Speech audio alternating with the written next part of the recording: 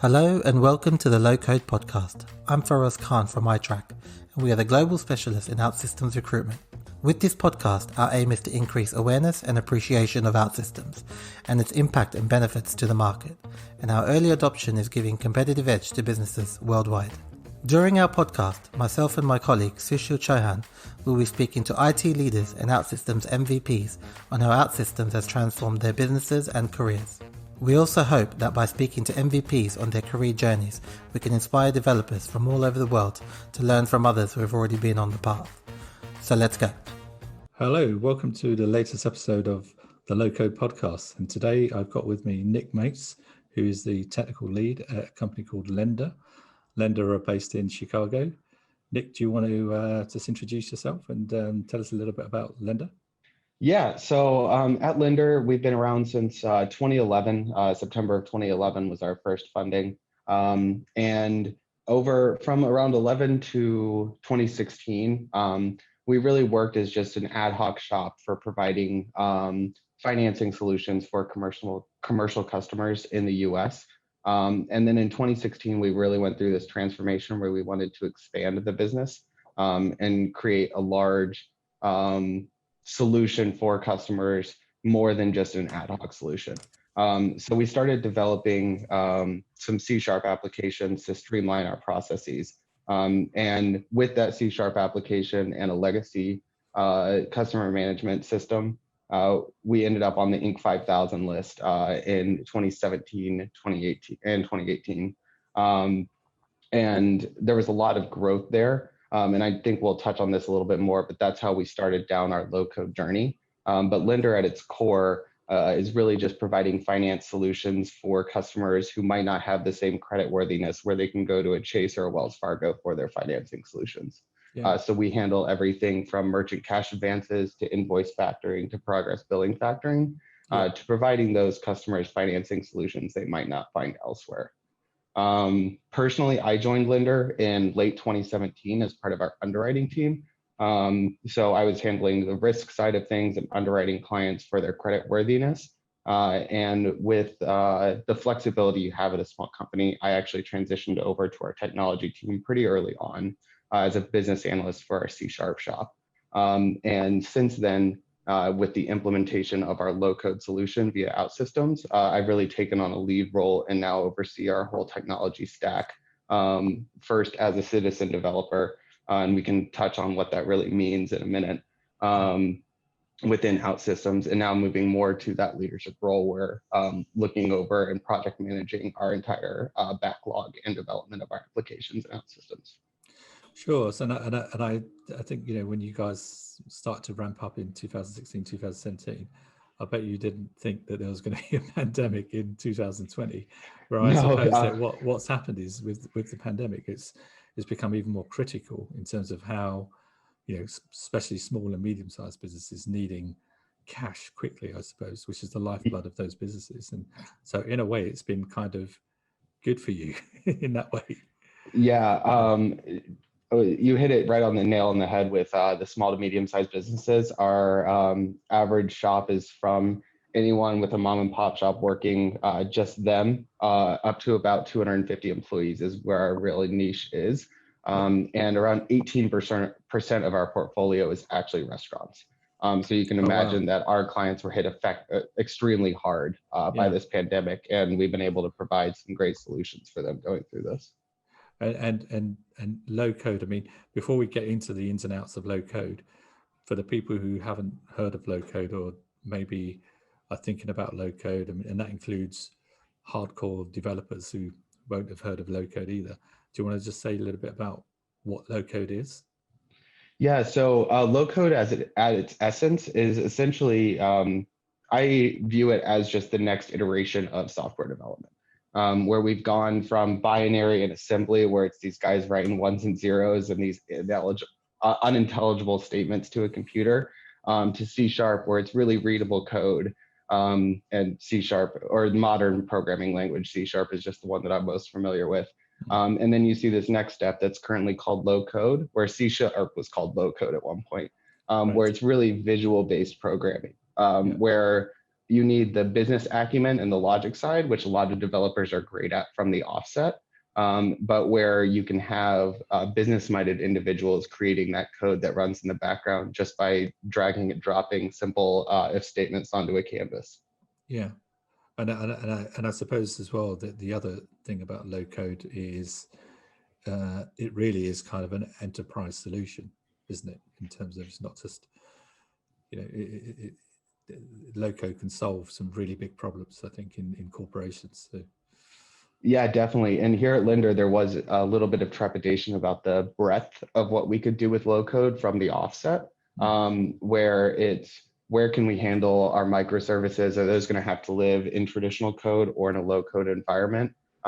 Things like that were the first questions that we asked. And part of the reason why we chose OutSystems, because there's this balancing act that you have to have when it comes to low code solutions, where it's how much power are you giving to the developer versus how much efficiency gain can you have from a simplified solution.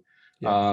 And OutSystems, we felt, struck that greatest balance because you can truly develop a full stack solution that's fully customized all the way up to the UI, but it still has those efficiency gains of being quicker than just typing on a keyboard all of your traditional code. Yeah, and I suppose as well, we'll touch on that. You touched on it just a minute ago in terms of the UI stuff and the customer experience, which is a critical factor with OutSystems being particularly kind of, I suppose, suited and well qualified for that. Mm-hmm. For that particular thing. So in terms of your business as well, it's critically important about how customers interact with your software and your apps and things like that, and they want something that's really easy to deal with, don't they? So OutSystems, was that a good solution in terms of the customer experience? Yeah, definitely. So backing up to 2017 again, we had this internal solution built with C#, and we actually didn't have any externally facing applications. Right. And I believe that's table stakes in 2017, let alone 2020, just allowing our customers to self-manage their own fundings and provide documentation when they're going through the funding process themselves, rather than having to go through 3 different intermediaries via email. That was paramount to us. And part of the decision to go to low code was having the time to market that would suit the growth that we were looking for in the market. So what it really allowed us to have a contiguous user experience across all of those externally facing applications very quickly. So within 12 months, we were able to have a client-facing side as well as a broker-facing side, where our brokers can also log in and manage some of those relationships for our customers that may have been brought through them. And that really allowed us not only to get to table stakes, but set up a strong architecture for expanding those platforms in the future. Yeah. And in terms of your business in particular, because you're involved in financial services, I imagine there's a lot of kind of regulatory things that you need to comply with. And also security is another big issue, I imagine, for you. So again, I think with OutSystems and the low code, was it very easy for you to kind of just deal with those things, kind of plug and play, just plug them in, and it was quick for you to do? Oh, definitely. So out of the box, essentially checks 10 of the 15 different pen testing things that any pen tester is going to do day one when they come in and try and access your system, where we have monitoring and authentication and authorization baked into the OutSystems platform in a way that can be self-managed by someone who's either on the technology side or a super user from the business side. Where we can offload some of that user management responsibility to some of our business users. And that was one of the greatest things as well, where they didn't have to wait for a developer to go in and write a SQL statement. They could handle those permissions and associations with different customers and contacts themselves. Greatly streamlined our customer service department as well, where then additionally, there's all these baked in components to prevent SQL injection, things like that, that really, in the same way that having externally facing portals, those kind of safeguards are table stakes when it comes to security. So it allows us to focus on more robust protocols from the offset rather than having to worry about all of these basic requirements. Right. And I know, I mean, I've seen some sort of use cases of you guys using OutSystems, and you've had some incredible results, haven't you, in terms of the rapidity in which you've been able to develop some of the applications and offer them out to your customers? Yeah, so touching a little bit more on the customer portal, we were able to get that launched within about 6 months with just myself and one other developer. This is when I was acting more in that citizen developer role.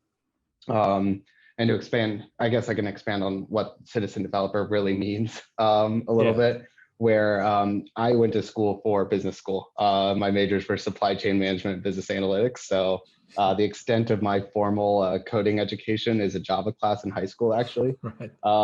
So I would say I'm less than qualified to be writing C# code. Probably wouldn't want me plugging away at the keys for a user story.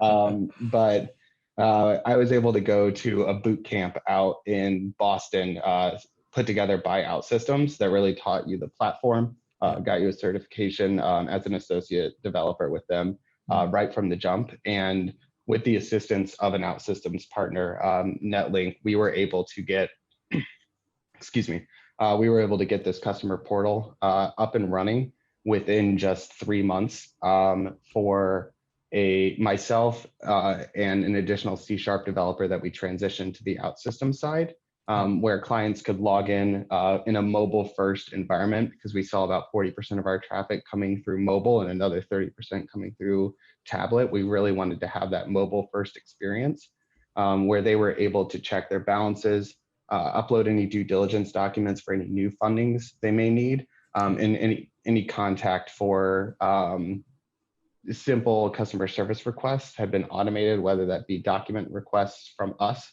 based on payment statements or payoff letters, things like that, and have that immediate contact available for more advanced queries for our customer service team. So we were able to get that up within a quarter. So greatly accelerated our backlog plans, where then we had the broker side up within about the same amount of time. And the brokers were then able to see deals that they had submitted, update the status of them. Once an offer had been submitted to a client, they could request contracts and draft contracts via DocuSign directly within the portal and upload the same due diligence documents that a client may be able to do themselves. And were people surprised at the speed and the kind of accuracy, I suppose, is you were able to do all this stuff really quickly and not have to redo loads of stuff over and over again? It was all worked first time or something. Yeah. Maybe not first time, but definitely iteration 1.1, we had it all solid. And I think a testament to the low code solution as a whole as well is that first iteration that did need a little tweaks to it, it was a week turnaround time rather than a month turnaround time for these quick enhancements that our users needed, just based on lacking discovery. One of the largest problems we've had when implementing OutSystems is being able to accelerate the business analyst side as quickly as you can accelerate the development side, and providing accurate and complete backlogs in a way that allows for the developers to have a full plate. Because you can have the general ratio that I've always had in my head is 3 developers, 1 business analyst. That almost becomes 1-to-1 when it comes to low code. And one of the most exciting things that I'm looking forward to in the future with our low code implementation is the business user enablement of that business analyst side, where providing templates for user stories and bug reports to end users, where they can take some of that burden from the technology team and really cultivate a culture of collaboration between all the departments with our technology department.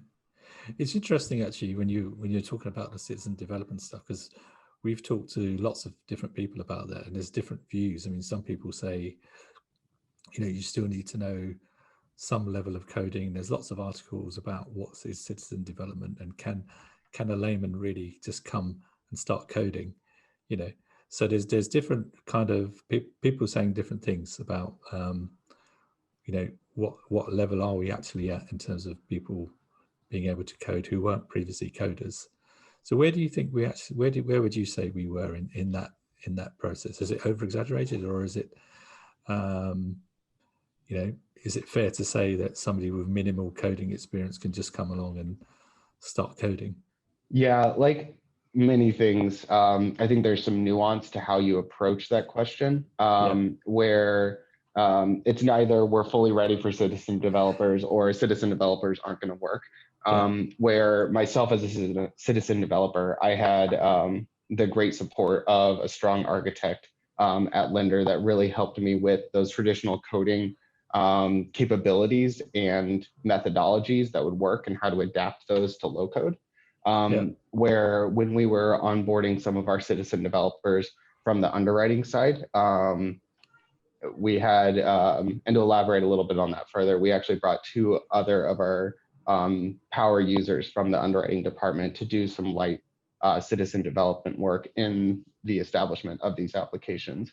And I would say there's a learning curve that's a problem that's still to be tackled, where if we aren't able to send them out to a week-long boot camp just because of operational necessities of that individual being a citizen developer, where it's not their full day job developing.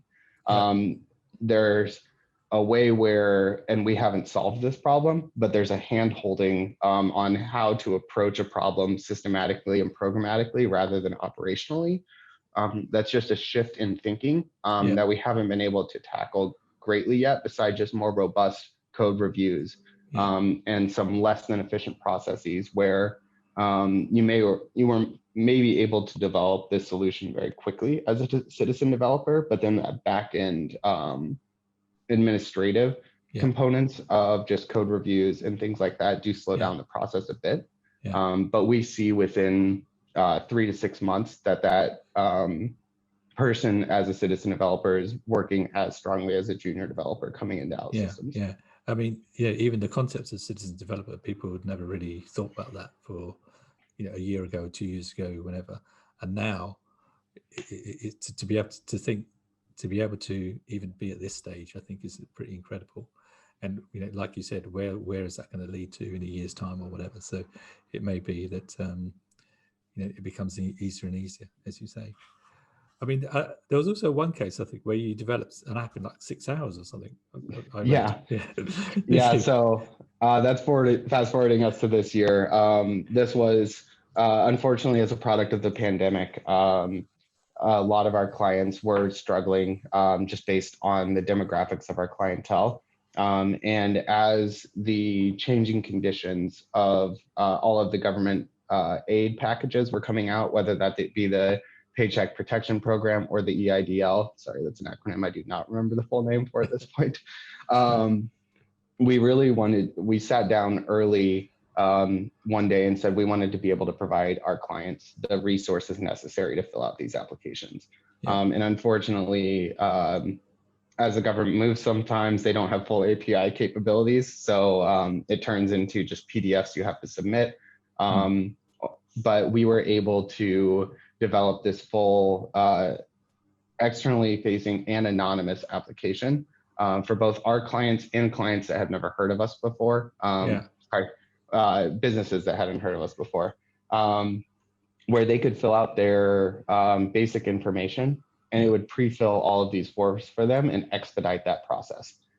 So we were able to get the full application as well, and paper application, not software application, up and running within 6 hours. So end of business that same day, we were able to provide that solution to our clients where they could have all of this government aid documentation pre-filled and ready for approval once those forms were ready. And we saw around 100 of our clients were able to submit PPP applications in an expedited way. Because of this application. And understandably for government security reasons, we weren't able to follow up and see if those funds were actually deposited into their bank accounts. But any way that we could help expedite that process was great. And the way that low code allowed us to do that within a day was quite a testament to us Yeah. choosing the right solution in OutSystems. Yeah, I mean, it's unbelievable. I mean, this is a real life example of a business gaining competitive edge by using the right technology. Yeah, and I think I think it's just a testament to how low code fits our organization well, and I think a lot of other organizations well, where the changing requirements it's not just week to week changing requirements, it can be day to day. Yeah. And it really allows for expedited execution of those business requirements, whether it be aiding our clients in an unforeseen time or just providing the basic technological needs within a third of the time that we were originally expecting within traditional development. I think, yeah, one thing that this pandemic has taught us is that the businesses need to be able to react quickly to change. And in a way that's been accelerated. That realization has been accelerated. A lot of other people I've been talking to on some podcasts are also saying that the pandemic has actually accelerated the rate, the need for change and how quickly things need to be done. And yeah, what we're currently working on is essentially building out our entire CRM and payment processing platform via OutSystems as well. And that was a go live about a week ago. So great timing on this interview, where we were able to completely transition our CRM and payment processing platform over within 45 days. And the main goal from the business driver side of that was just having that consolidation and flexibility needed today. Where now that we wholly own all of our technology stack from customer first interaction to finalization of that customer's lifetime with us, just allows us the flexibility required in this current environment. Amazing. And in terms of your developers, I mean, are these guys people who didn't know low code before and have now learned low code, and how has it changed how they think about programming in general and how they see things for the future? Because there's different, I suppose we have now a changing landscape, both in terms of the developer side, but also how customers sees whether, and when I say customers, I mean it could be the end customers, it could be intermediaries like brokers and other people involved in your business, how they see these changes and how it affects their perception of things, especially on the developer side. Yeah, so as far as our developer composition goes, we currently have 2 developers in-house that juggle many hats as you do at a small company, where they came from the traditional coding background. And that was another point of, not to derail us too far, but that was another point of contention when we first introduced this low code solution, is just that natural friction of a new tool. And is low code coding, as there's a lot of developers that are pushing back saying, can we do a full stack solution there? And that was a challenging interaction to begin with. But I think after a developer spent some time in the platform, they really adopted the strengths and the capabilities of OutSystems as a whole. Where the 2 developers we have in staff, it's not just a C# first mentality anymore. It's a best use to the customer mentality, which I think is a lot healthier from a technology standpoint and where technology departments need to move going forward. From our additional set of resources, we have 3 members as a staff log that are based offshore that are doing a lot of our development work for the day-to-day enhancements and bug reports today. And those individuals have lived wholly within low code for their entire development career, whether that be OutSystems or another partner. And it's interesting to see how they tackle solutions in a way that's different than a traditional developer, where it's that low code training first mentality really expedites the way that they approach problems. And we've had, I mean, I've had the same kind of reports back from other people on traditional high code developers. Sometimes there's a little bit of skepticism at the beginning, and then when they see the benefits, they're really on board, or it's a very complementary, at the very least, complementary technology. Yeah. if not a better way of doing things. And I suppose one of the fears for them is, are they going to lose their the skill, their high code skills, which they're used to doing and they want to do. So I suppose the answer to that is no. Yeah. and I suppose, I don't know, is it a case of not looking back and just moving on? Ooh, that's an interesting question. I think it's in the current state of low code. There's still many large companies, and you're going to have a lot of your Fortune 500 still wholly traditional coding environments.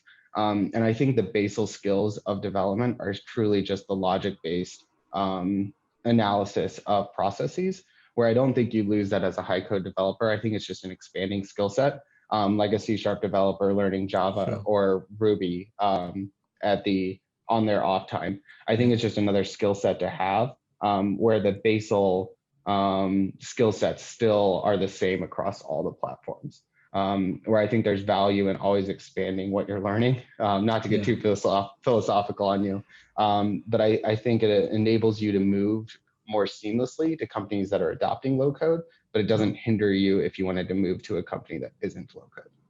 Sure. I think we touched as well, we touched on the next question is about the future, and we touched on it a little bit already in terms of some of the things you've been saying, but in terms of where you see your business going, because to me it seems like there's been a huge amount of change for you guys in the last year or two, and the rate of kind of acceleration for you is really, this kind of things are really moving now, and the whole low code thing is helping to make that acceleration successful. So where do you see things? I mean, as we come out of the pandemic, maybe things might change, the environment might change a little bit. And in terms of the things that you guys want to do to make customers' lives easier, other products that you might be adding on, where does rapid application development fit into that for you guys? Yes. Yeah. So we have three main pillars for where we want to go to next. I can share two of them. The third one's a little bit of secret sauce. So the first one is straight through processing. And that's quite a wordy and buzzwordy way of saying that we just want to provide funds as quickly as possible to our clients. Where our current state of funding is, we're looking at about a business day to a business day and a half turnaround time from initial application to funds being deposited into our clients' bank accounts. And for a subset of our clients, we want that to be immediate, where a client can submit their application and have a fully automated flow and work at their own pace if necessary, but be able to receive funds within their bank account within an hour if they're ready to fully move forward and submit documents via an automated approval process. So straight through processing, I think, will be integral in our OutSystems applications, where a lot of the third-party vendors that we need to interact with will be wholly developed within the OutSystems platform. And it's just a next iteration of where we come from the customer portal being table stakes, and we really want to innovate in the way that we provide financing solutions to our clients. The second component is actually a subset of that, where we want to be able to do true risk-based pricing, where we can have an individualized pricing and approval process for each customer based on some machine learning and regression analyses on a client's creditworthiness, where we can have a truly customized automated solution based on that individual customer's credit profile. And so plugging that personalized pricing model into straight through processing allows us to provide a client funds within an hour at a personalized price and within a proprietary model. And I think that's where we can provide the most value for commercial entities looking for financing solutions. Wow. And I suppose, I wonder if the artificial intelligence side of things will impact on some of that automation, to be able to do things that fast. Definitely. So we're looking at developing AI to have that personalized credit model, but also have a dynamic credit model, where as new information comes in or as new attributes come into our model over time, that personalized model may change for the same customer 6 months later down the line. Amazing. I'm sure your customers are going to be very happy once you've Yeah. implemented those. Nobody ever complains about getting cash into their account quickly. So Yeah. The goal is cheaper and quicker to our clients is really what it comes down to. It's really always customer centric. Brilliant. Okay. Well, it's been pretty great talking to you, Nick. And I hope we can reconnect again in a few months, maybe, see how things are going for you. I expect your company's probably doubled in size by the time we meet next. I'll have the team sitting behind me. Yeah, the team sitting behind you. Yeah. So, no, thank you very much. I want to thank you for coming on and sharing your insights. And look forward to catching up again in a few months. Yeah, it was great talking to you. Thanks so much for the opportunity. No worries. Thank you. Thank you for listening to the latest episode of the Low Code Podcast, hosted by iTrack, Global OutSystems Recruitment Specialist. Be sure to subscribe and see you next time.